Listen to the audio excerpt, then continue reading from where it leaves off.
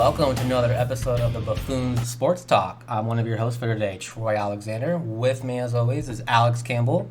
Yo! And Jake Hoffman. Hey, everyone. So, kind of an interesting episode today. We're not without Phil here. He actually had the birth of his boy about not even a week ago, so just want to give a little shout out to Phil. Congratulations to the Riz Amp, Riz Dad, whatever you want to call him. But he is winless in fantasy football. Dude, you're going to do that to him while he's not here, and you're going to send this to him? Yes. Oh, dude, when I was holding his baby the other day, I was like, maybe now your daddy will get a win. Maybe now your daddy will get a win. That's Wow. cold. He didn't even call me to hold his baby. He didn't even invite me either. Wow. Sweet invite. Yeah, I don't have polio. Oh, God. And my daughter's 6 months, and no one's even met her, so thanks, guys. I haven't got the invite there either, so. You're always more than welcome to come over. But anyway, I want to start today's So back to the podcast. Yeah. I want to start today's episode out with going over the Thursday night game between the Rams and the Seahawks. So I want to get to your guys' thoughts, but... Are you serious? It's usually you. Shut the fuck up. Oh, my God. Sorry, man. I had a one-stop protein shake earlier. Okay. All right, back to the podcast. Again, Jake had to just shit his pants. So, Thursday night game. Rams and Seahawks. Rams and Seahawks. So, as a Rams fan, I was like, fuck you, Russell Wilson. like there were so many times where it's like, okay, Aaron Donald's going to get him, and Russell's 5'11" body just outruns him or does a little move and dodges the sack. And he's so good. Clay Matthews has a jaw injury. He's out for a month now. And it's like, I have a lot of thoughts on the game, and I'm going to get to you guys. I just want to say one thing. Greg Zuerlein is able to hit a 60-plus yarder to send his team to the Super Bowl, but this guy misses a 44-yarder to lose a regular season game. So I was like, really, Greg? I actually think he's better from longer, to be honest. Because if you watch that NFC game, championship game from last year, that was like a 60-yarder. That could have went for 70-plus. Well, I just feel like in the 50 range, he's so solid. 50 to 60, he's so solid. Yeah, he's still one of the best kickers in the game. I mean, he missed a regular season field goal game. Oh, well, whatever. He might be like I am in golf, where like I'm much better when I'm just having to like drive the ball, but as soon as I got to try to hit it like 40 yards to the green, I'm screwed. I'm going to be trying to hit my ball back and forth up and over the green, and it's going to take me like, anyways. Or it could be like J.R. Smith and just like only hit 3-pointers when hands are in his faces, when a hand's in his face defending him, and when he's wide open, he misses them like point blank. But I don't know. What are your guys' thoughts on that game? Back and forth, and I was so happy when the Rams came out, having that chance to win, and choked. Well, I really enjoyed it as like just a football fan and as someone who doesn't really like either teams in the division because I'm a Cardinals fan. And although I probably hate the Seahawks the most in that division, I don't care for either. So I just like seeing a great game back and forth because they were both. You could tell they were both two really good teams, and both coaching staffs continued to make adjustments throughout the game. And I actually think the Rams outplayed the Seahawks. To be honest with you, they just came up slightly short at the very end with that missed field goal kick. right, and I think they went for too many 2-point conversions. well, I honestly like how they came out. I feel like McVay was kind of sending a message to the rest of the NFL, like, look, Gurley's not hurt, and he kept handing Gurley the ball. I love the approach, and it was working. You know, Gurley, I'm not saying Gurley was getting 10, 20 yards every single time he was carrying the ball, but it's been an improvement. You know, the first 3-4 games he was playing in, he was only getting, a few yards every now and then, but then he got, there were some runs in that game where he was getting 4 or 5 yards, which is a good run. And then they kind of drifted away from that. And then I was thinking to myself, well, Chris Carson is just killing this defense. Like, I felt like Emmitt Smith can come out of retirement and score 5 touchdowns on the Rams defense at this point. Like, if there's any way to beat the Rams, just run the ball. You don't even have to have a good running back. Just run the ball because they cannot stop you. And I've been telling everyone since the beginning of the season, like, I'm not really super trustworthy in the Rams defense. Say what you want. Ooh, they have the best pass rush in the game, or I believe the best defensive player in the game in Aaron Donald. Great. But that secondary is rough, dude. Like, I think they're old, and I think they're vulnerable. And I don't know, man. They got a pick 6 the other week. I mean, that's fine, Jake, but it's one pick 6, dude. Like, I don't want to base a defense off of great one pick 6. Like, I think they're old. Clay Matthews is out now for a month.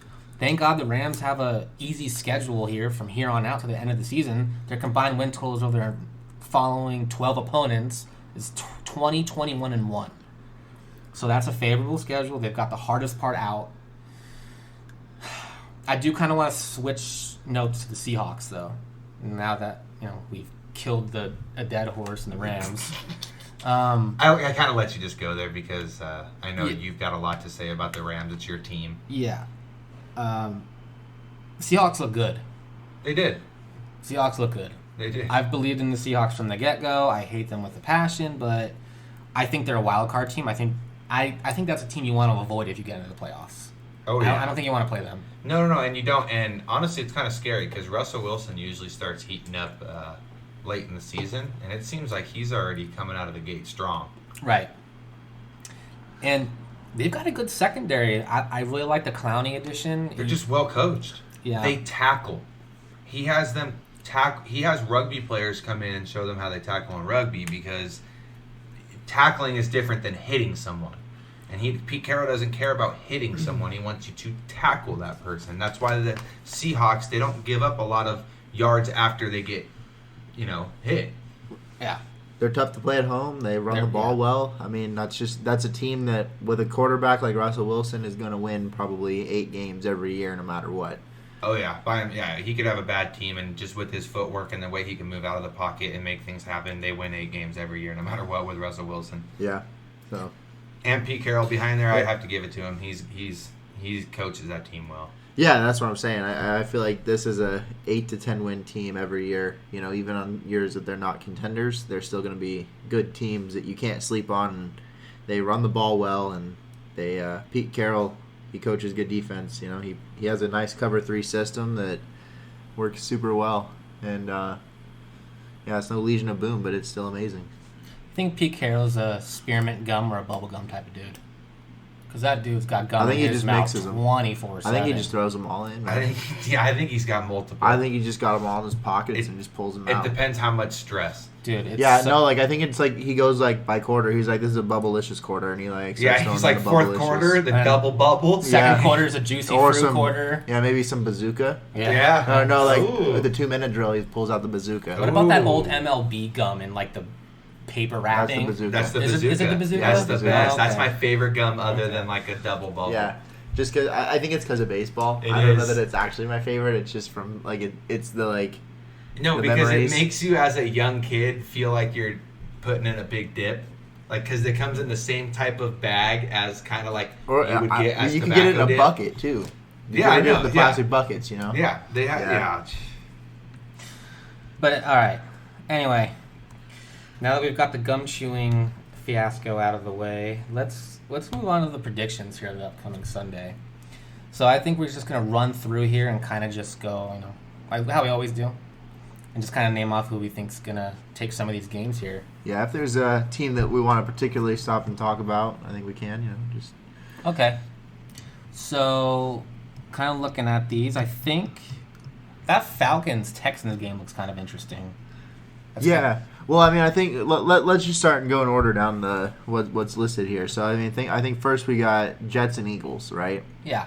It's in Philly. I mean, I don't think the Jets stand a chance. Sam Darnold's still out. Yeah. This is another easy win by the Eagles, and I think they keep moving towards the playoffs. You guys want to say anything on that? Or I'm good to move forward. I always enjoy watching the Eagles play because I feel like it's a very similar system to the Colts. So I like watching just their play calling. So. Right. Yeah. No, I think the Eagles are definitely primed to make the playoffs. They're probably another team like the Seahawks. You don't want to see them in the playoffs. And then, all right, let's. We got the Jags and the Panthers. Yep. So, I like the Panthers, man. I always like the Panthers. I know. I don't get it. I don't get it. I mean, Ron Rivera's a good coach. Cam Newton's not playing. They've been playing well since he was clearly had to have been injured or something because he just wasn't playing the same. And they're playing much better since he's been out. And I don't know, man. Show some love to the Panthers. I think the Panthers.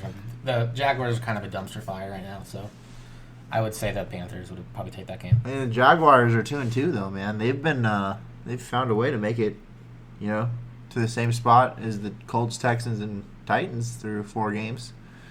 That division's still wide open. It's I agree with you. I think they finished last in the division, but right now I think the Colts do. Anyway, let's. Whoa, bro. I like it. Damn. Just kidding. I don't think so. Vikings Giants. Got the Vikings in that one. Kirk Cousins is going to come out gunslinging. You have the Vikings? I do have the Vikings in that. Yeah. I mean, Stephon Diggs called out Kirk Cousins this week. Finally. No, he did not call him out. Thielen called him out.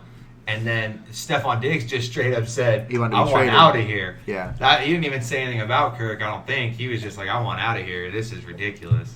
But I also think that might be offensive coordinator related, in my opinion. But Yeah, I think they need to start calling some more plays downfield. I mean, man, the other year, I felt like they got it done with whoever stepped in. Sam Darnold was looking great. Case Keenum played well. Teddy Bridgewater was a beast. Look at the weapons you have on that team. You should be able to get it done, especially when Dalvin Cook's healthy. There's no But it's excuse. almost like they're not. I mean, they've dialed up a few plays, and I think Kirk has missed on quite a few, to be honest, this year. So he's got to start playing better. He's gonna make my arguments to Troy look really bad here. But I still think Kirk Cousins is a pretty decent quarterback. I think he's in the 14 to 16, 17 range in the NFL. It all depends what he does this year. And so far, it's been terrible. We all know what he's going to do this year. But before my blood pressure rises anymore. I'm gonna go Giants. I'm just gonna ride Giants. Right. They're at home. Did you see I like what Saquon I'm Barkley seeing. is like practicing right Yeah. now? He's cutting. This guy Yeah. is a machine. Like, dude, I guess when you've got tree trunks for quads, like it helps just because supports them. I guess there's And just you roots that grow or something. And you just hope the Giants, because you've got 2 of their receivers. You've got Shepard, and you've got their other tight end as in your fantasy league. So you're hoping the Giants come out. Well, Daniel Jones has looked great, in my opinion. I mean, he had a he's rougher game last week, but still, he's looked good. Yeah, I mean he has looked good. He's gonna look worse as they get more tape on him. There's this little I feel like Yeah, always. They're always there's like a progression and then like a quick regression when there's more tape, and then you have to progress again. And I mean, you don't know that with everybody. That's how you know if they're really the real deal is their second year. That's true. All I right. mean, usually it's by their third. Let's segue to the Falcons and Texans. Damn. This is a toughie. I feel like the Falcons are that team that could like steal a win from you on any Sunday because they've got the weapons and they've got the talent, but It's in man, Houston. they're underperforming, man. It's in They are. Houston. So But poorly. here's the question: is this the game where they come out and actually start throwing the ball and getting everyone involved? And I thought Houston has performed they pretty poorly performed badly too. They have. I thought they've underperformed so far this year. Deshaun Watson hasn't looked very good. I know. I thought Deshaun has looked good. I feel like it's, they've had other mistakes. The DeAndre Hopkins fumbling. I mean, things that don't normally happen. They've not happened.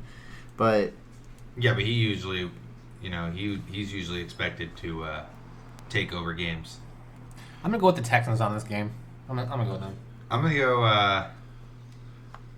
Man, I want to go Texans so hard, but something in my heart's saying to go Falcons.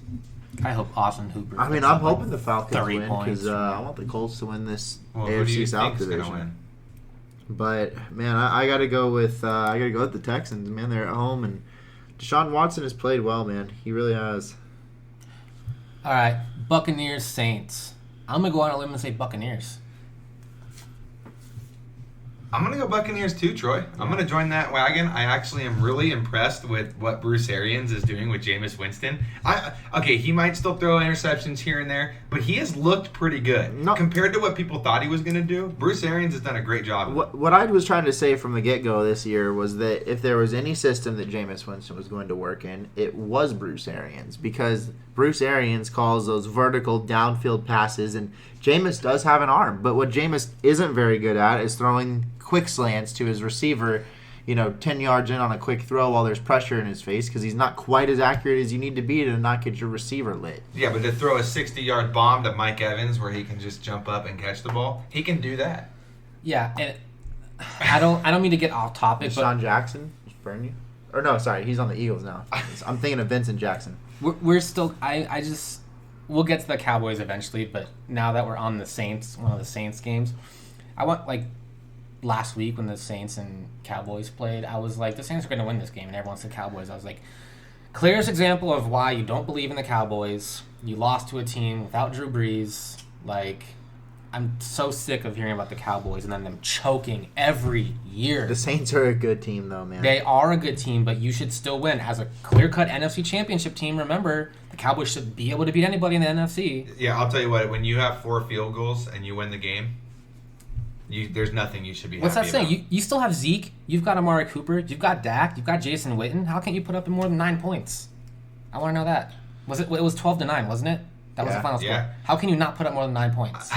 The Saints have a really good defense. Not They that really good. Not that good. You're playing in New Orleans. Not that good.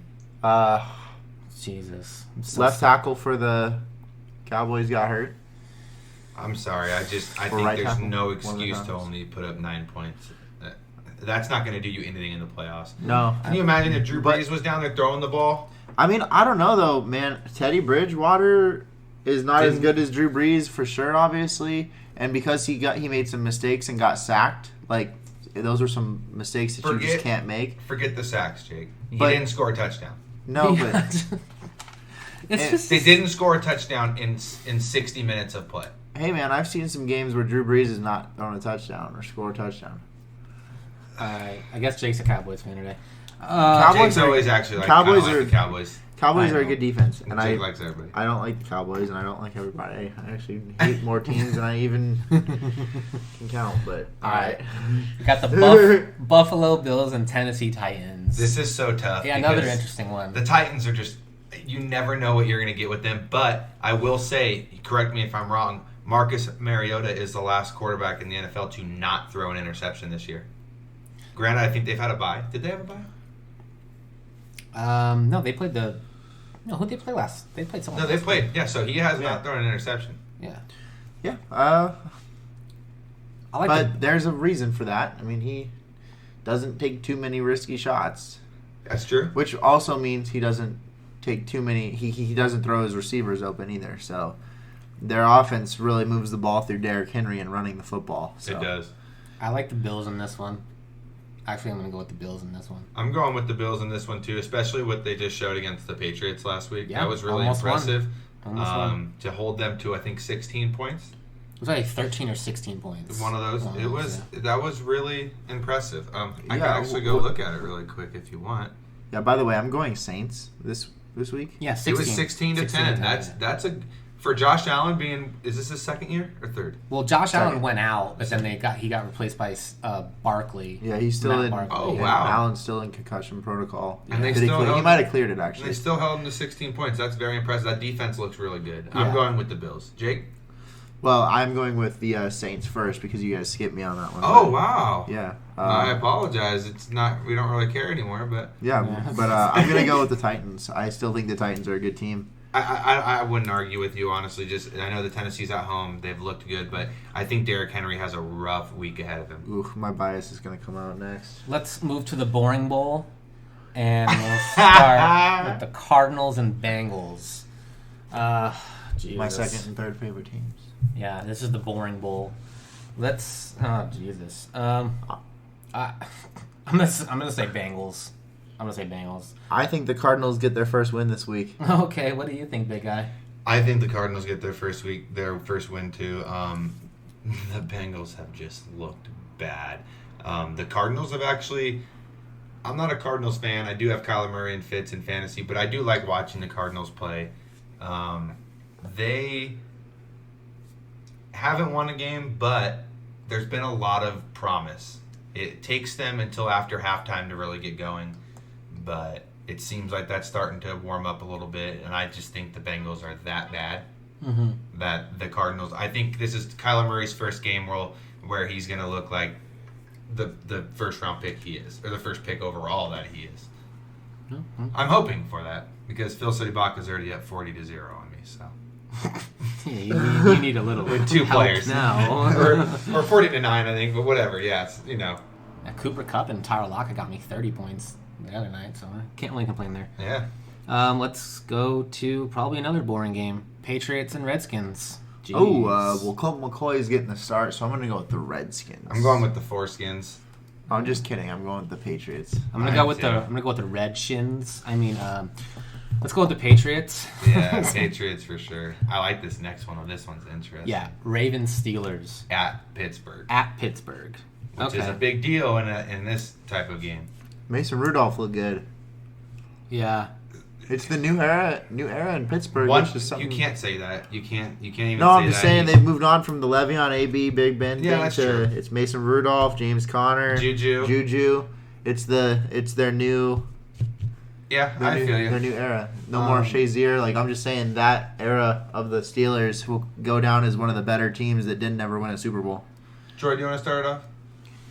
Sure. I like the Ravens. On this game, this is a bigger game. I kind of want you to break it down why you think that. Oh, do you?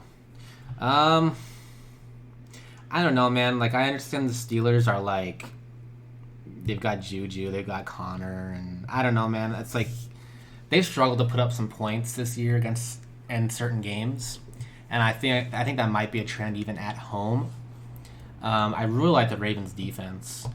Whenever I think of the Ravens, it's like always their defense that's always catapulting them to like games. I don't know. I honestly think the Steelers kind of struggle a little bit at home to score some points, and I think the Ravens' defense gets it done. Okay. If that breaks it down enough for you. Yeah, I like it. Okay. I have not been impressed by the Steelers.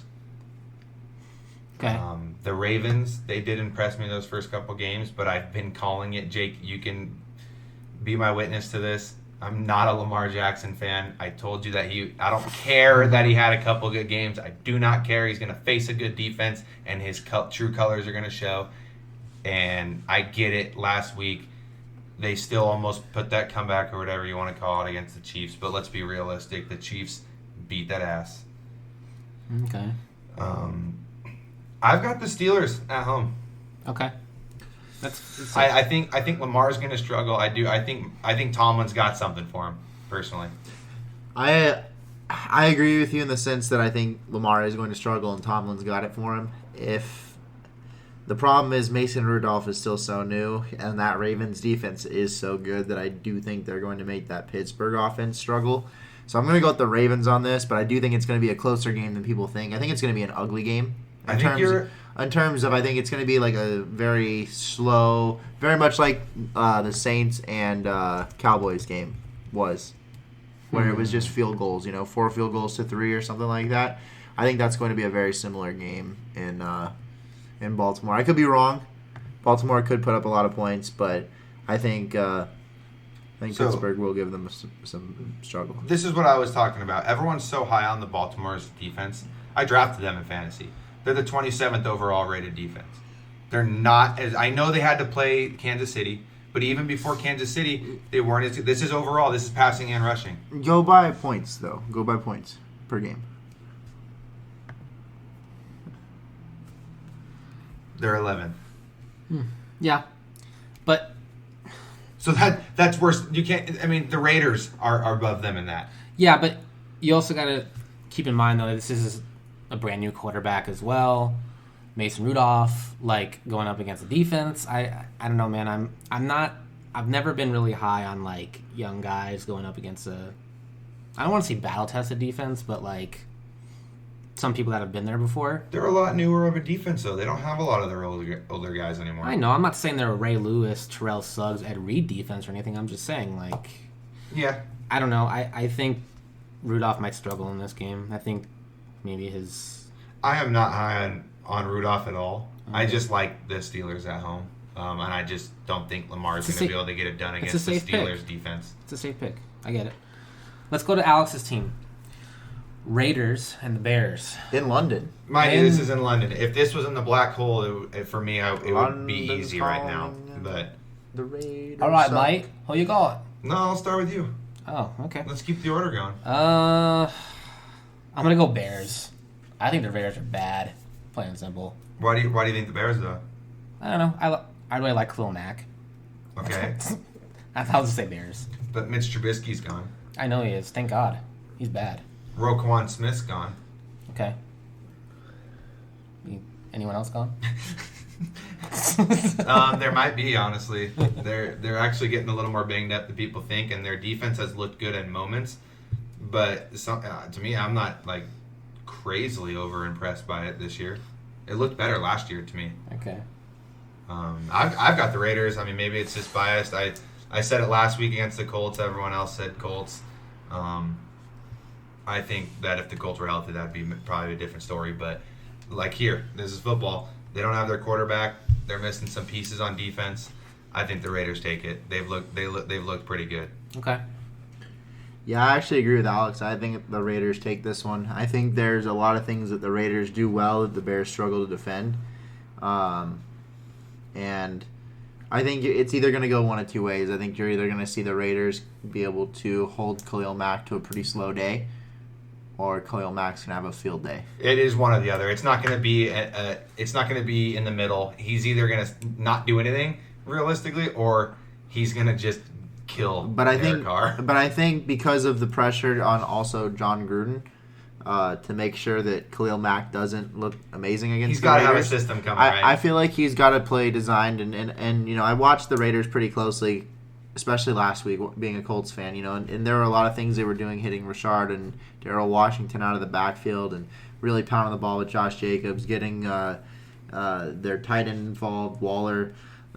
You know, once they did that, they were able to really start hitting their receivers and open up the field, and at that point, you know, the Colts, without Darius Leonard, we just couldn't stop the run, and they were able to pick us apart piece by piece. And if they can get that going against the Bears, I don't think the Bears can stop it.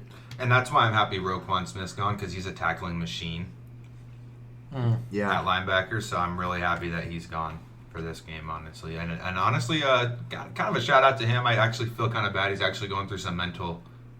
He had to take a personal time. The team said take as much as you need. We understand. Apparently he's having some issues right now. So okay, hopefully he gets better. Hope he gets better soon. Yeah. All right, let's shift to Broncos Chargers. Division game. Yeah, we've got a few divisional games this week actually. This is a pretty good game. Yeah. Gordon's back. I definitely got the Chargers in this. At home, I've got the Los Angeles Chargers. The Chargers haven't really impressed me this year, but neither have the Broncos. I still think the Chargers are a better built team than the Broncos are. How many nuns are going to be in attendance? They've got they've got really good. They got a really good running game going on right now with Melvin Gordon and Austin Eckler. Yeah. They've got weapons on offense. Their defense looks like they could probably pick it up a little bit, but yeah, their defense is super shifty. But I think Gordon gets. I don't know. I like the Chargers offense though. I just don't think the Broncos are good enough to beat the Chargers in LA. I don't know why. Can the Broncos trade Von Miller already and help him out? I know it's getting ridiculous now. Yeah. How old is Von Miller? He's got to be 30 right now. I mean, what year did he get drafted? Yeah, Von Miller's 30 for sure, I believe. I think his best years are probably behind him at this point. But I still think he can contribute. Jake should know he's got his jersey. Oh. I'm a huge fan of Von Miller, but I do think Von Miller's probably like 30, 31 maybe. What year did he get drafted? It was 2000 and I want to say 10. Say he's got to be 30. 30 years old. Yeah. What do you know? Yeah. We're on it. I mean, I talk a lot of smack about Clay Matthews joining the Rams, but he has the most sacks. For the Rams, Clay Matthews at like 33, 34 years old. And can we talk about how much BS that that roughing the passer was. Dude, don't even get me started. Well, Clay Matthews is out. Yeah, broken Yeah, he jaw. has broken jaw. But not He's out for a from month. that. I don't. People they keep showing that video as No, it's the not- reason why, and that's I know. not where he broke his jaw. No, it's not, and that was a BS call. The NFL loves Russell Wilson. I know. Peyton Manning played with a broken jaw. Yeah, but every broken jaw is different. Yeah, but Peyton Manning's not hitting people every play. You know, Clay Yeah. Matthews. Clay Matthews doesn't have people trying to hit him every play. Yeah, He's but the hitter. Peyton was very had a lot of good vision, and he just dropped to the ground whenever Nah, someone was coming. his big forehead prevented that from happening. That's- Let's move to the game of the whoa, week. whoa! I haven't even gotten to say my Chargers. Oh, This is the second baby, time. I'm sorry. Well, we keep getting distracted. Let's Go hear ahead. it. Go. When is this happening to me? I think it's a really important game. Yeah, There are no one only cares. three.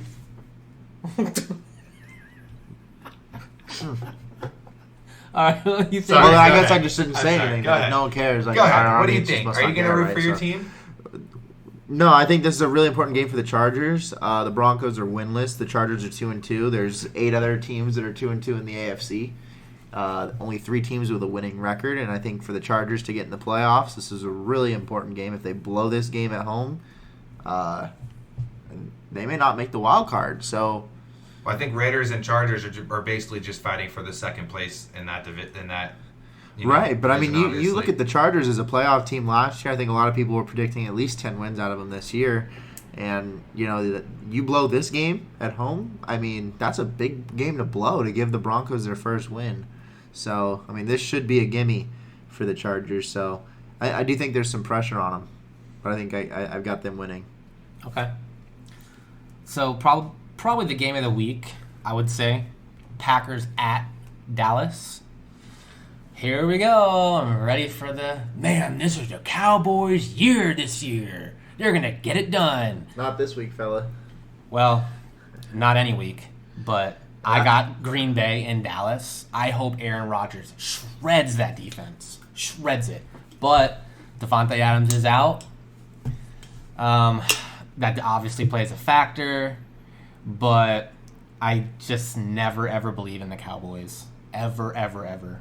Maybe it's just me, but I noticed that when a star wide receiver goes out on the Packers, another one just pops up. Maybe not a star, but they always have a next guy up because Aaron Rodgers just puts it in that pocket. If you're an NFL caliber player, you should be able to catch a ball that Aaron Rodgers throws to you. Yeah. Most of the time, obviously. Obviously, he's human and he misses. But for the most part, he puts it in a spot where you should be able to catch it and the defender should be able to maybe put a hand on it. So who do you got? I've got the Packers, and I hope it's by 350. You and me both, brother. You and me both. Jake? Wow, he wants records to go down on Sunday. Man, you guys are going to hate my guts. We already do, but... No, just kidding. I've got Dallas in this game. I'm not surprised. Wait, did we ask Jake his opinion this I time? did. Okay. I'm going to make sure to get him in on this, yeah. Okay. Now, Alice. Okay. Let's move on to Jake's team. Colts at Kansas City. Oh my god, I can't wait to hear I want to Jake's start reasoning. with Jake on this. Yeah, I can't wait to hear Jake's reasoning. Jake, what Damn, do you we're got? going to fuck up the rotation just for the game. Yes, we Just are. for the Colts and Chiefs. Yeah. The next game doesn't really matter anyways, so... Well, if Phil was here, we would ask him first, but I have a lot of thoughts on that game. But let's start with Jake on this. I mean, I got the Chiefs, man, and Okay. I got the Chiefs by like 17 points. Okay, so you got to blow out. I mean, I don't know that it'll be a complete blowout. I think the score probably won't tell the whole story. I do think the Colts will make it look competitive if you watch the game, but I think at the end of the day, the Chiefs are just on another level with that firepower. And But isn't losing by 3 scores a blowout, technically? I mean, Are the Colts, how are their injuries? Darius Leonard's back this week. Okay. We'll see about T.Y. Hilton. So that's up in the air. Either way, I think the Colts will still be able to put some points on that Chiefs defense. But, man, at the end of the day, I think the Chiefs put up at least 28 to 31 points on the Colts. And I think the Colts put up 17 to 21 points on the Chiefs. Maybe 24. okay, go ahead, Alex. I mean, I'm going to agree with that. It's obvious, I think, in my opinion, that the Chiefs are going to win. Yeah. I would say that if they were playing my team. I mean, they're due for a loss, though, at some point. So why not the Colts, It looked right? like last week. They but- are. I mean, yeah, the Lions played them tough Yeah. last week, right? So you I never think know. Detroit definitely opened up some vulnerabilities of the Chiefs. I mean, they're not unbeatable. No, they're not. I'm telling you, I know everyone looks at the score, the Raiders versus the Chiefs, but that did not tell the story of the game. And the Chiefs, in my opinion, did not impress me against the Raiders. In the second quarter, they blew my mind, and my head blew off my shoulders. I was like, "What the hell is going on? We're about to lose 80-0, or 8. Well, we already had 10, but we're going to get destroyed." But that team is, they don't have the best defense, and honestly, without Tyreek Hill, Patrick Mahomes can make things happen. But as long as you really, really, really defend that deep ball, those 3rd and 4s that he just hits you for 55 yards, as long as you can stop those big plays, the Chiefs are beatable for sure. Yeah. And I think the Lions definitely proved that. Well, Tyreek Hill's back, so that's a different story. It is a different story, but let's be real. The Cardinals tied with the Lions. And I think that the Chiefs won by 3. I hope the Chiefs trade for Jalen Ramsey. But anyway. Oh, I hope not. Well, I guess if you want them to beat the Patriots, yeah. Yes, I do. So I guess that makes sense. As a Rams fan, I don't think the Rams are beating the Chiefs or the Patriots. I think the Rams obviously have a better chance against the Chiefs. Yeah. But even so, I don't see the Rams beating either of those teams, honestly. I don't either. I think it's the AFC's year. Yeah, it is. Again. Yeah. I mean, the exception is if you've got Aaron Rodgers or Drew Brees in the Super Bowl. Because then you can never rule them out. Yeah, you can never rule those two guys out. But I would still put my money on the AFC. If the Rams can figure out their own line of situation and they're healthy, they're still a force to be reckoned with, so we'll see. So I've got a question for all of you guys. All right, I'm going to say Chiefs. But go ahead. What's your question? Do we even want to talk about the next game? I do, actually. I mean, the 49ers are 3-0. I do want to talk about them. And Baker... I'm just kidding. Okay. I just wanted to troll Phil. Okay. No, I actually wanted to say something Yeah. about the 49ers. I think... Stupid 49ers. I think the 49ers have had a really easy, favorable schedule, and I think they're going to get exposed this week. I think they have a really cool defense. They have a neat defense, but I think they get exposed by the Browns, actually, this week. And I think we're going to see that they are not a contender. They're not a wild card team. You're probably just a 7-9 or 8-8 team. That's what I think. So I got Browns. I don't think they're as good as some people think. I don't think they should, as being a 3-0 team, they're as good as everyone it would portray. I do have the 49ers. I'm just not sold on the Browns. Oh, neither am I. I think the 49ers at home. If this was in Cleveland, I'd be picking Cleveland. Okay. But I'm picking the Niners because they're at home. I like Shanahan. I do like what they're doing with their defense out there. It's really, it just depends. It looked terrible against the Steelers. That game was just terrible. And the Browns have had some sloppy. But the Browns have had just as worse games as they have. This could be another sloppy This game. could be really sloppy, but I'm going to go with the 49ers. And keep in mind, I also don't believe in the Browns, but I'm more of a believer in the Browns than I am the 49ers. I think the 49ers are the third best team in their division, behind the Rams and Seahawks. But I don't know. It may just be my hate for San Francisco 49ers, but I don't know. What do you think, Jake? Yeah, I'm going with the 49ers on this. Okay. It's tough because, on paper, I think the Browns have a better roster, but they just haven't seemed to really be able to get it done consistently. Even the games they've won, there have been some sloppy play in the games they've won. It's pretty crazy that the Seahawks have already played 5 games and the 49ers are still at 3. Right. Yeah. It's kind of weird. Same with the Rams. Rams have played 5 too. Yeah. Thank God they've got a bye week coming up. They need it. But anyway, I want to segue topics to the NBA. I'm so freaking excited. NBA is about 2 weeks away. There's been some preseason games already. I want to talk a little bit about NBA duos in the league right now. Kind of feel like that's the way the NBA is heading. We've kind of been seeing a decline of super teams per se. Paul George came out a week ago saying, "No, me and Kawhi Leonard are the best duo in LA." Was that kind of a little subtle shot at LeBron and his Lakers? Or was he actually thinking that him and Kawhi are the best duo in the league? I didn't even hear that. He did say that. That's one of the funniest things I've ever heard. In people's eyes, it's a factual statement, but not in everybody's eyes. I think they're probably the second best duo in the league right now. Let's talk duos then. We've got the 2 in LA. Let's do it. I mean, I think it definitely got. And I actually am. You know that I've been high on the Clippers, Jake's been very high on. and the I'm Clippers. still high on the Clippers. But let's hear this. But I still think that LeBron and AD is the best duo. I mean, you've got to be. Yeah. I mean, and I like Paul George. I'm a Pacers fan. I root for Paul George. You know, but no, it's just not the case. Keep in mind, I honestly think the Clippers have a overall better roster than the Lakers. Yeah, but we're talking duos. in a whole. That's what I'm going to say. And are we talking if KD is healthy? Okay, no. If KD is healthy, the Nets have the second best duo in the league. Do With they? Kyrie Irving and KD. I will take that duo over Paul George and Kawhi Leonard. I will. I don't know. I like Kyrie, but there's some point guards I'll take over Kyrie. That's really it. I don't even know. I would have to look stuff up, to be Okay. honest with you, because that is tough, and I'm not gonna. I could see why you would say that, and I could see why he would say that. I get it, because Kyrie is a stud. Well, and I still feel like you've got the Splash Brothers, and it's like, how do you forget Clay and Steph? Well, that's why I want to go kind of down the line and talk duos. Let's do this. You got Harden and Westbrook. Damn, we got Now some here's duos. the question. Huh? Now Okay. here's the question. Let's Are we wait. going off of duos for this year? Yeah.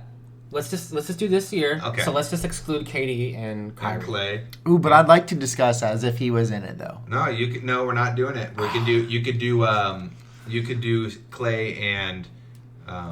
Steph? No, why is it? I mean, Steph and what? Draymond. Steph and Draymond. You really could. I mean, What Draymond's one of the about best Steph defenders. and D'Angelo But I Russell? think Clay will be back this Shut year. Okay, up. but hold on. Clay will be back this year, though. Yeah, but later, so we're not including it. Jake just gets his panties wet from hearing about. No, Steph but I Curry. think it's way more interesting if we include the Clay and the Okay, Steph well, and let's Clay. start talking about it. So, All Troy, right. Okay, one thing I do want to point out is there's a lot of great duos, but there's also like duos that are on the cusp of being great, which is really cool. Like the Utah Jazz scenario, we've got Mike Conley and Donovan Mitchell. That's a really good duo. it is. We also have the one in Denver in Jokic and Jamal Murray. That's also a really good duo. Yeah. So there are duos around the league that are just really good. We're not even mentioning CJ McCollum and Damian Lillard in this. There are like so many duos that are really good and duos that are great. Let's start with the great duos. There's Westbrook and Harden. There's Davis and LeBron. There's Paul George and Kawhi Leonard. There is Steph and Clay. Steph and Clay. God. Or, I mean, there's if you want to include Kyrie and Kevin Durant, there's that one. But I want to say there's more. Who else we have? We've definitely got more. I mean, There is CJ and Damian Lillard in Portland. The East, I'm kind of looking at the East. Is Ben Simmons and Joel Embiid is another one. That's another one. There's Would you say? I mean, if you're Jake, you could say Zion and Brandon Ingram. we'll get to Zion here in a minute. But dude, if the Heat get Chris Paul, because there's a lot of Heat, pun intended on that. Who else? The Heat are rumored to be involved in Chris Paul talks. Yeah. If the Heat were to get Chris Paul and That's you a good pair team. him with Jimmy Butler and Justice Winslow, That's a that good is an team. Eastern Conference championship team right there. I would almost say that they would make the third round, make it to the conference finals. I could see don't that. see them getting to the NBA finals, but they could give Philly some trouble. Who Chris, huh? Who does Giannis have? Giannis? Giannis. Does he Giannis- have anyone else on his team? Giannis that's has worthy? Chris Middleton, but that's I wouldn't give it a duo. oh, we've got the Thunder. Oh, wait, that's right. yeah, that's We've got no one. The Kings are interesting. They've got De'Aaron Fox and Marvin Bagley Jr. Or I'm sorry, Marvin Bagley III. Got Booker and Ayton on the Suns. Yeah. I mean, I don't know if you consider Towns and Wiggins anything in Minnesota. I'd It's call a it duo. good. It's a I'd duo. call it a duo, that's for sure. But I don't know. It's not like a really good or a great duo. And then in Indiana, you've got is Malcolm Brogdon and Victor Oladipo a duo? Oladipo's good, man. Oladipo's really good. He's really good. He's good. really good. So yeah, I mean we've got a lot of nice duos. I honestly feel like the NBA is shifting more so towards duos. I feel like with the duo, it's easier to figure things out because you don't have to involve that third piece. correct me if I'm wrong, but I kind of think the NBA is like you need one star and rest really solid role players that can shoot and defend. One superstar, one all-star. You can even pay 2 superstars. You really can. With how much money you're allowed to pay these days and the cap and everything, you could pay 2 superstars and still make an amazing team around them. The problem is when you get to 3, and especially with the Heat when you got to 4. I mean, I guess Ray Allen's not a superstar at that moment, but he was still the greatest three-point shooter we ever saw at that time. Well, you also look at let's just look at a perfect example right now. The Warriors. Warriors are going through it now. You have, I mean, I don't know if you consider Clay and Draymond superstars because I think there's tiers in the NBA. Yeah. I think they're for sure all-stars. They've made multiple all-star teams. They're great players. I think Clay is a superstar because of his two-way game. But Draymond's the most important player on that team. I don't disagree with you in terms of matchups. I think Clay is a superstar, but he doesn't get the recognition of a superstar. Well, if that makes sense. Look at the Warriors. They're paying 4 max contracts right now. You can't do it.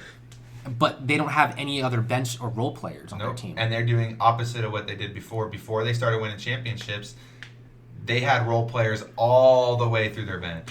Well, that's because Clay was on a super generous contract along with Draymond and Curry. Yep, that's my point. When their contract ended, they had to sign them to Supermax. Yep. Well, not Supermax. Steph signed to Supermax.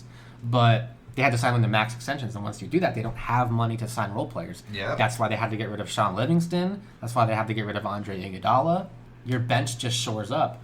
This team reminds me of Miami Heat's 2014 team. That team that hit 4 straight finals, got really tired and old, and they invested all of their money in their 3-star players. They don't have any room to make other moves.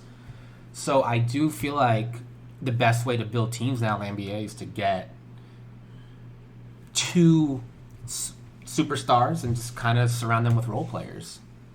That's what the Raptors did. I mean, except they had 1 superstar, and they surrounded them with a bunch of 3-and-D players. Danny Green can shoot the 3 and defend. Ibaka can shoot and defend. Van Fleet can shoot. Kyle Lowry can shoot. Not the greatest shooter, but he can defend at his position. You have Pascal Siakam can defend and shoot. Gasol can defend and shoot. That's just how it was. I still think there's going to be, I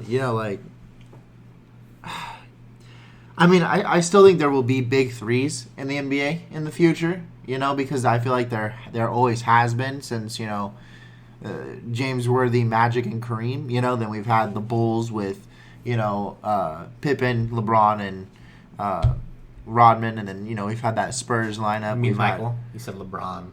Did I really? Yeah, you actually said LeBron. Oh, wow. Yeah, LeBron, sorry. Pippen, and Rodman. Jesus! Sorry, I meant Jordan, Pippen, and Rodman. Yeah. We've got that Spurs lineup. We've got the Celtics, that Shaq and Kobe lineup with Fisher, you could say.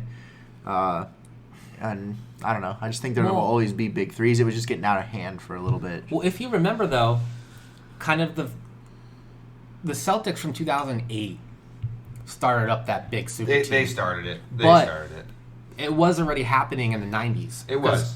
Because the Bulls had a big 3. Yeah. And then in the 80s, the Celtics had a big 3. Yeah. So it does happen in each generation. And the Lakers had a big 3.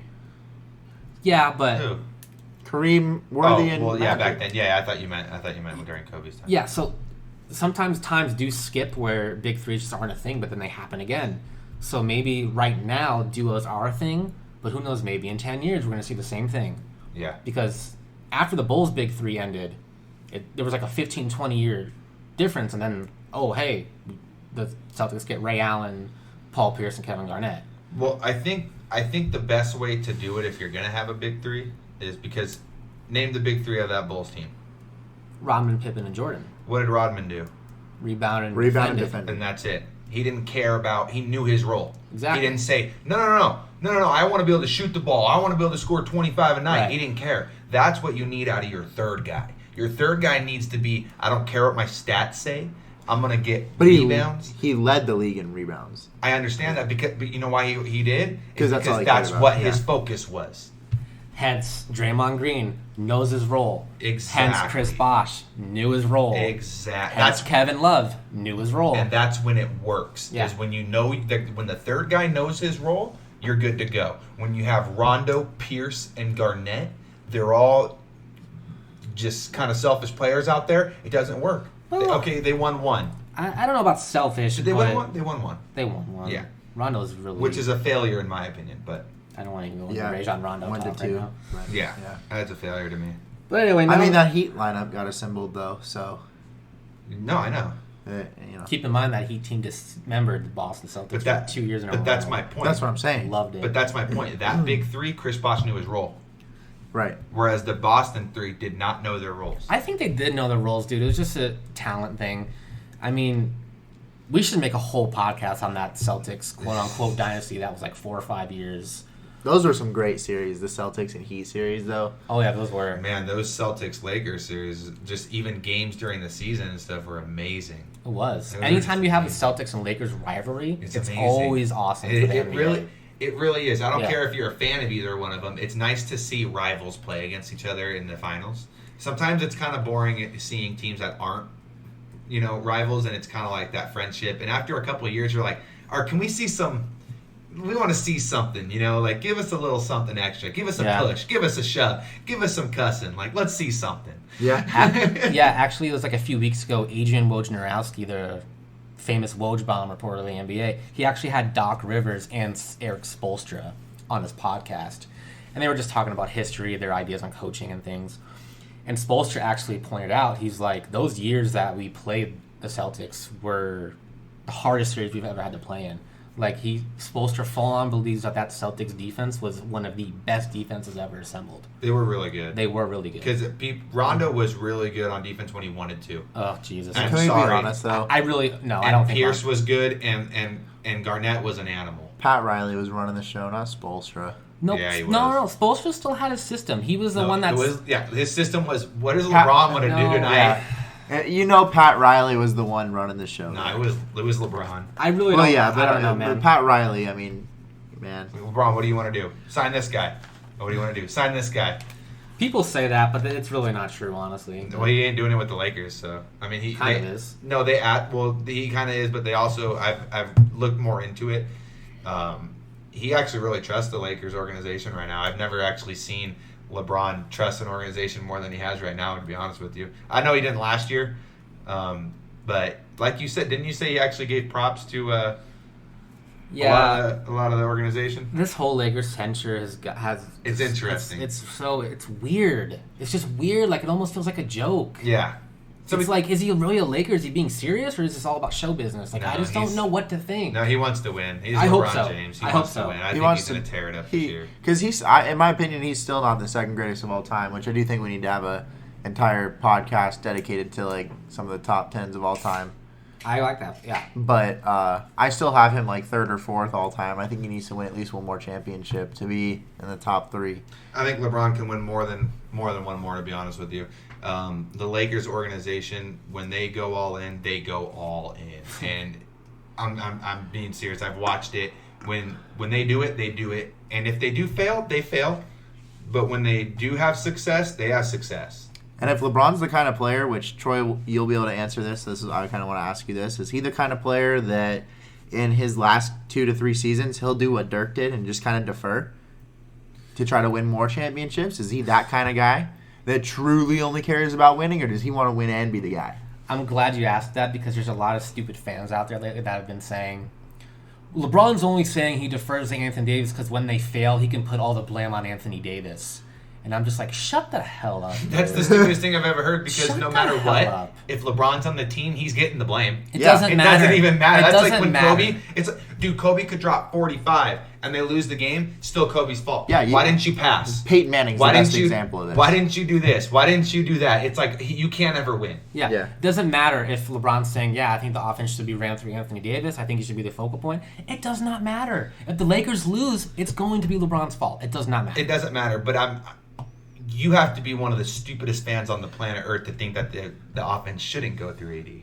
Yeah, no, I agree. I think your He's system... in his prime, too. I mean, He's just a Yeah. stud. And That LeBron's- unibrow scares people away at least 2 steps, and he's got an easy jump shot right there. and LeBron's passing. Let's just hope Yeah, I know. Rajon Rondo's not starting. But anyway. All right, so I know we said duos. We kind of just ran through them. I mean, we ran through them. We kind of gave you a little taste. You guys just want to say what you think the best duos are right now? Well, I think if you have 2 top 5 players in the NBA, being LeBron and Anthony Davis, you've got the best deal in the NBA. I think they're I would number agree. I would agree. And Yeah. so the question of the Battle of LA, the duos, it's more of a who's the best in the league, and it's definitely LeBron and AD. And in my opinion, I would take Russell Westbrook and Harden probably right now over Kawhi and Paul George. Damn. Only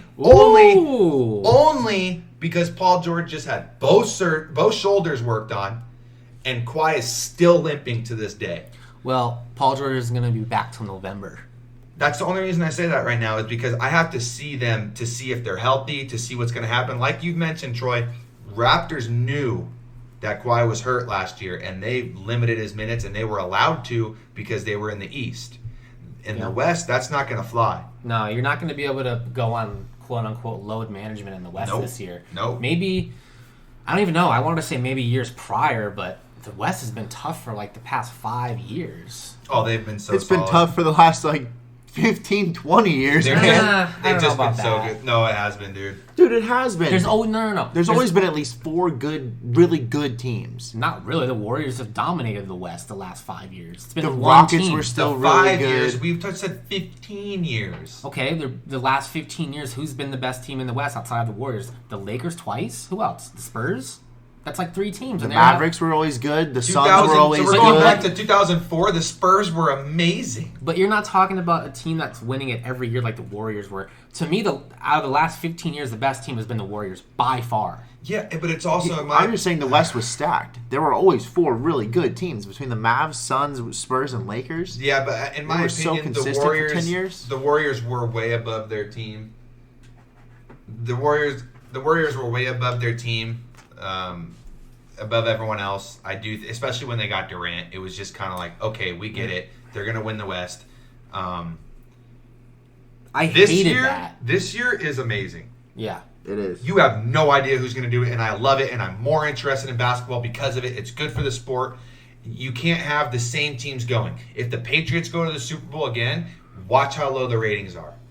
Well, to be honest with you, football has been boring for me the last 5-10 years. Well, it's getting old. No, I don't even want to get into it, but watching the same team go, and not only that, when you've caught them cheating multiple times, it's just really irritating seeing it. And then you realize that you look back and say, how many times have they got a holding call in the last 7 years of playoffs? We're going to do I could probably count it on both my hands in the last 10 years they've been in the playoffs or whatever it is. I'm going to do a podcast, an entire 2-hour podcast dedicated to that segment one day. Yeah. So, I mean, that's just, that's off topic, but. But the answer to your question, Jake, after we ranted for like 10 minutes after Jake asked us a question, yeah, I do think LeBron's that type of player that can defer to another guy. Like, he was going to do that in Cleveland. I mean with his did. minutes. I mean, would LeBron play coming off the bench like Dirk did? Dirk came off the bench his last year or two at 40. Yeah. Will LeBron do that? Because if so, they could still win championships then too. Because AD is going to be good for the next 10 years. LeBron's not coming off the bench ever. That's not. No, gonna he's happen. not. That's not going to happen. He'll start, and then he might play 25, 30 minutes, but he's going to start. Yeah, and That's what I mean. Limit his minute, though. But that's the thing, though. LeBron was still in the physical peak of his prime in Cleveland. Probably not there anymore. LeBron still has prime aspects of his career still left in him, but as far as his physical peak, I would say that was probably behind him. I mean, he's not jumping over people and dunking on tons of people anymore. But what I mean But is, he still can. He still can. But what I'm trying to say is, when he was in the physical peak of his prime, he wanted to hand the keys over to Kyrie Irving. So it's not like LeBron's this selfish type of player that's like, no, this is my team. He wanted to do that, but Kyrie just didn't. He didn't want to be in Cleveland anymore. Yeah. So LeBron is a type of player that will do that, I think. I hate when people are saying, you guys can both agree I am not a LeBron James fan. I think we all know that. I am a Lakers fan. It's tough for me. I'm starting to like him more. Whatever. I promise you, he might have lost 10%, but if he wants to, he could be just as explosive as he used to be. I promise you. One of Kobe's best dunks he's ever had, he was in one of his last years playing. It was against the Nets, and he just split 2 defenders and dunked over their center and their power forward, and it was one of the best dunks I've ever seen in my life. And people thought Kobe couldn't even dunk anymore. Yeah, well. So every once in a while, you can still pull that out, and if he needs to drive and You make can't do it as dunk, often. Exactly, you can't do it all season. But I promise you, if he wants to, he's in a dunk over someone, no problem. Sometimes you just got to remind all the haters. Yeah. I don't know. I'm just want the season to start already. But anyway, we're gonna end the podcast. Let's talk a little MLB since the playoffs are in full swing. I love it. We've got some interesting matchups here. Yankees, Twins, Rays, Astros, Nationals, Dodgers, Cardinals, Braves. Actually, the Nationals just evened up the series. Kind of a little bit of a surprise against the Dodgers. Dodgers kind of laid an egg. Not a surprise to me. I'm not surprised. Okay. Why? Because the Dodgers choke every year. Now, granted, they make it further before they choke, but I honestly thought that this Nationals team was built to be able to beat them. They've got the pitching. They've got Corbin. They've got Scherzer. They've got the lineup, and Ryu has kind of fallen off the last 2 months, and that's why I love, some people talk about shortening the MLB season. I hate that idea because this is exactly why you don't shorten the season. You see certain pitchers start to fall off at the end of the year because their arm is a noodle. And Kershaw's their ace, right? He wasn't all year. It was Ryu, but it's Kershaw now. Kershaw has always been their ace. He always will be their ace. And he still hasn't looked – he's not the same Kershaw. He's amazing. It's just not the same. The Dodgers. I just think the Nationals have a really good squad. Yeah. I think that the Nationals are the team best suited to be able to beat the Dodgers. If they don't do it, I think the Dodgers wind up in the World Series. Well, I don't think they beat the Dodgers. Let me start with that. I agree. I think it goes to Game 4 or 5. So Well, if you guys want to just break it down, let's just start with that series. Who do you think wins that series, Troy? Well, I'm just gonna Dodgers. Yeah. So I think we all agree Dodgers here. Yeah. So they're moving on. So. Yeah.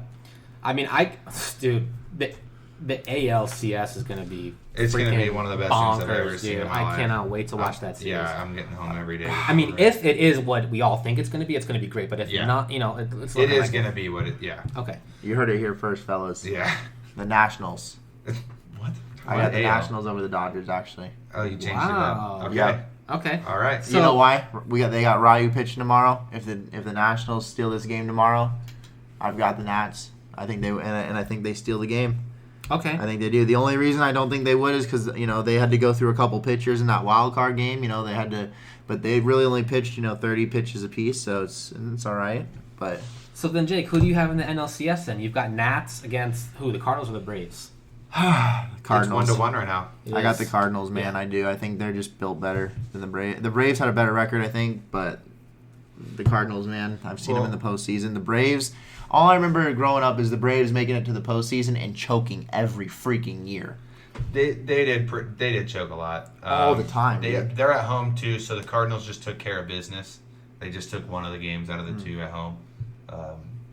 Did they? Yeah. So I've got the Cardinals as well. They're just groomed. They've been a playoff team. They're always gonna be a playoff team. St. Louis is a baseball town, man. They love their baseball. The Cardinals have always had the fans. Blues just won the Stanley Cup last year. I'm just saying, those fans in St. Louis ride on that team. Right. They do. They ride on that team. They have a fan base. It's insane. It's always a packed house. It's insane. Yeah, they know what they're doing over there. So I've got Cardinals, Dodgers, NLCS. Me too. Dodgers are going to the World Series again. Yeah. And whatever AL team goes, which we'll discuss in a couple seconds, is gonna pound that ass. All right. You heard it here first. Yeah. Let's shift to the AL. Let's go Rays Astros. I think it's all in everyone's mind what the Astros are pitching, right? Like it's hard not to say this could be one of the best postseason lineups ever assembled. Yeah. I can be completely real with you. I mean, there's some type of upset, right, between the Yankees, Twins, Astros, Rays. It's going to be Astros, Yankees, which I cannot wait for. That's going to be the most fun series to watch. Yes. I don't know if I'm more excited for possibly the Dodgers and Yankees just because of the New York versus California big two large markets versus each other, or actually the ALCS. I don't know which one I'm actually more excited for.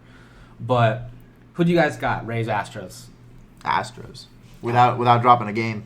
Astros, they've got Garrett Cole on the mound tonight. Yeah. I think he's going to do what he's done all year, basically, and dominate. The Rays, in my opinion, don't really stand a chance. I think the Brooms come out and they get the sweep. That's what's going to happen, in my opinion.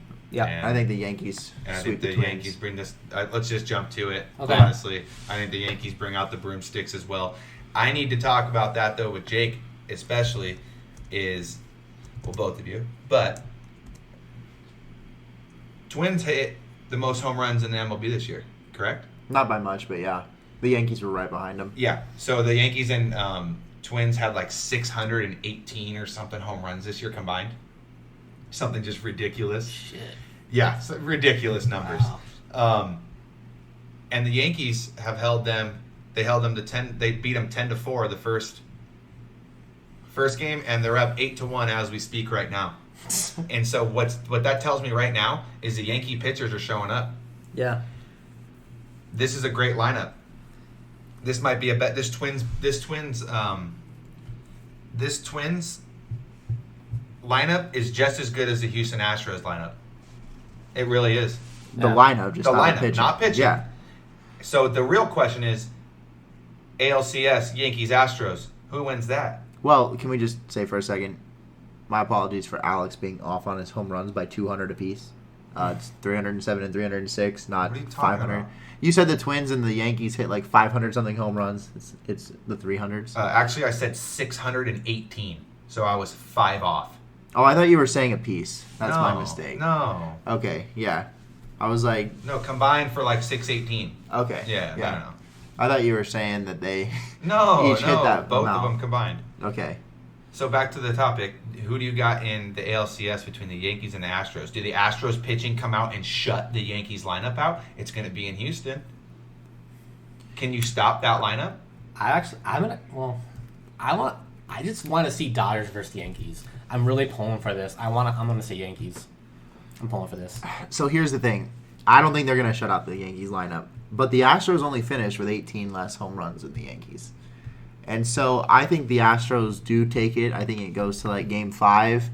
And I wish they... Game series. I'm sorry, yeah, Game 7. I should say, yeah, I forgot they changed to Game 7.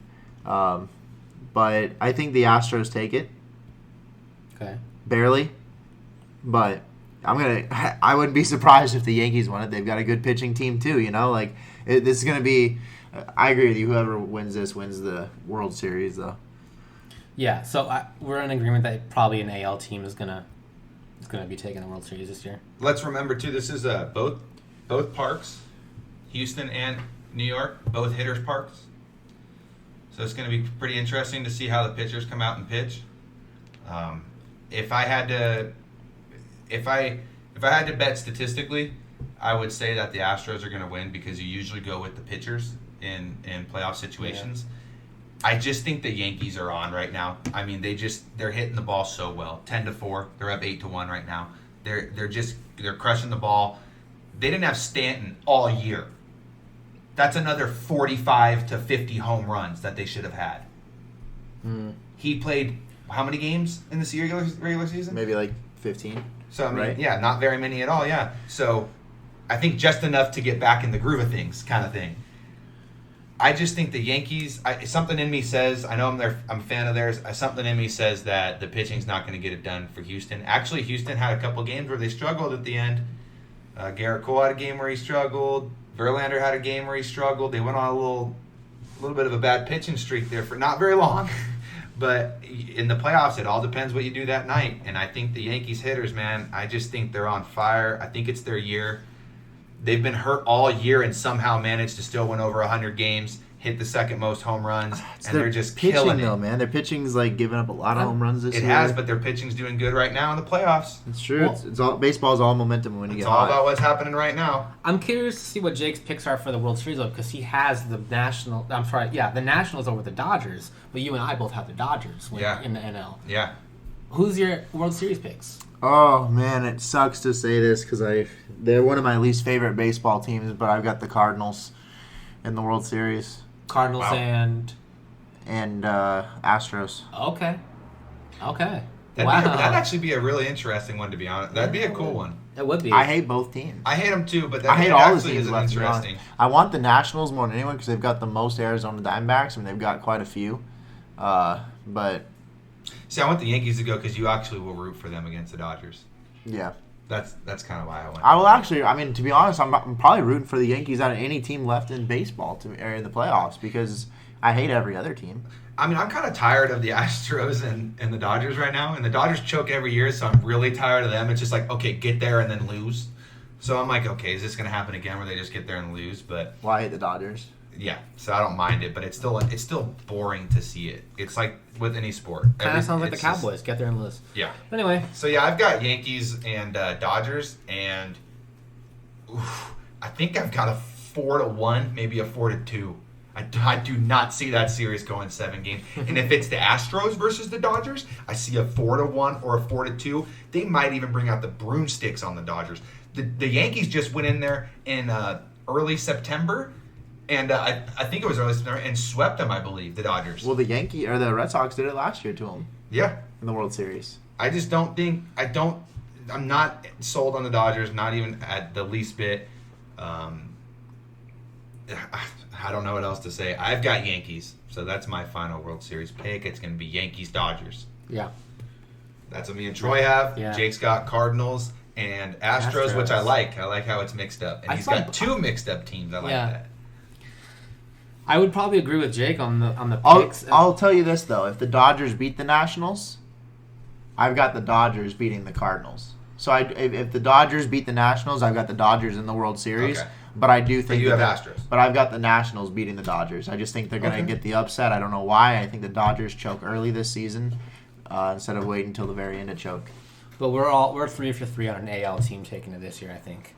Yeah. Okay. So yeah. Anyway, wrap it up now. Get at us, guys. We're on Instagram. We're on Twitter. We're on every type of social media platform. We're on YouTube. This is all going to be on every type of podcast platform, Spotify, iTunes, you name it. So let us know what you guys think. Let us know your thoughts, your opinions. Any last words, guys? I think you just kind of summarized it. I liked it. Shout out to Phil Melange and Braden and Monica for their beautiful baby. Yeah, congrats and, to them. Yeah, healthy baby. And sorry he couldn't be here tonight for you guys. I know you guys might have missed your host. 49ers suck, so. That'll do it. Bullet, Take it away. take it away.